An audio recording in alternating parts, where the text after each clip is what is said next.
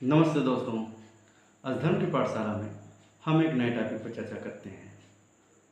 आज का वीडियो वर्ण व्यवस्था की दूसरी संख्या से है।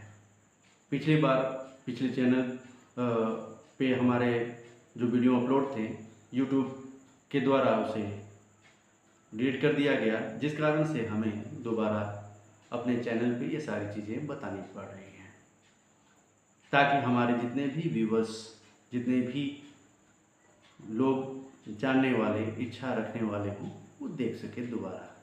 तो इस वजह से हमें अपने चैनल पे दोबारा इस चीज़ों को क्रिएट करना पड़ रहा है, बनाना पड़ रहा है। आप लोगों का प्यार और आशीर्वाद की ज़रूरत है।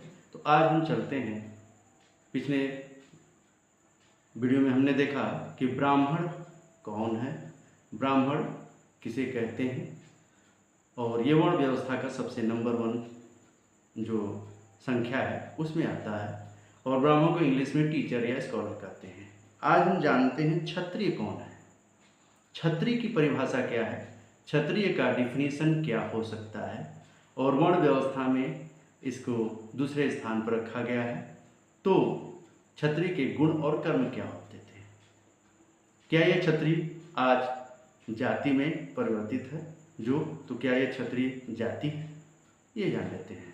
तो वीडियो में आगे बढ़ने से पहले जो लोग हमारे चैनल पर पहली बार ये वीडियो देख रहे हैं तो वह लोग चैनल को सब्सक्राइब कर लें, और जहाँ सब्सक्राइब लिखा उसे टच करते हैं। उसके टच करने से नहीं कोई पैसा लगेगा, नहीं कोई शुल्क कटेगा।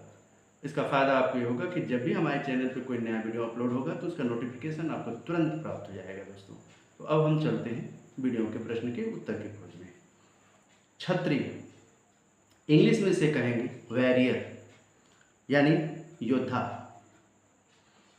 अब ऋग्वेद के मंडल 10 सूक्त नंबर 90 श्लोक नंबर 12 में जो विराट पुरुष के शरीर के अंगों के दूसरे भाग को कहा गया है, तो उसमें क्षत्रिय शब्द न आके राजन्य, संस्कृत के जो श्लोक उसमें राजन्य शब्द आया है और उसके हिंदी रूपांतरण में क्षत्रिय लिखा गया है। तो श्रीमद् भागवत महापुराण अध्याय 5 श्लोक नंबर 37 द्वितीय स्कंद में भी इसका उल्लेख आपको मिलेगा, और भगवत गीता अध्याय 4 श्लोक नंबर 13 में भी आपको इसका उल्लेख मिलेगा।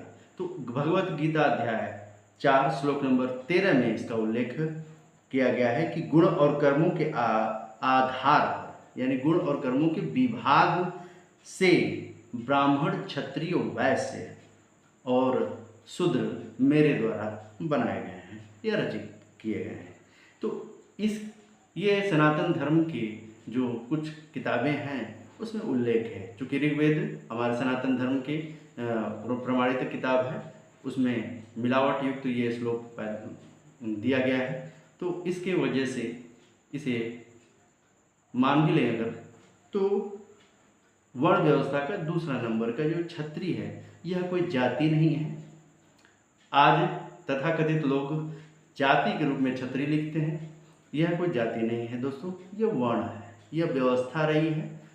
और उस जो क्षत्रिय की परिभाषा है वह यह कहता है कि यह गुण और कर्म के आधार पर ही कोई भी व्यक्ति क्षत्रिय हो सकता था और होता था।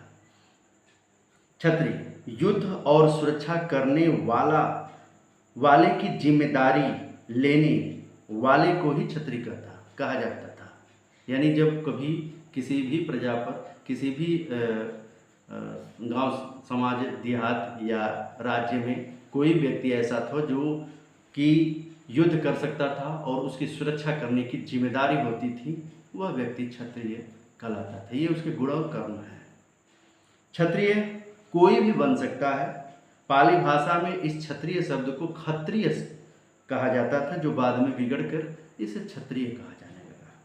क्षत्रिय का जो कर्म होता है वह होता है राज्य की रक्षा करना, राज्य और प्रजा की रक्षा करना। आज हमारे पास सेना है, वो हमारी रक्षा करती रहती है, पुलिस है वो हमारी रक्षा करती है, वो भी क्षत्रिय कहे जा सकते हैं वर्ण व्यवस्था के अंतर्गत।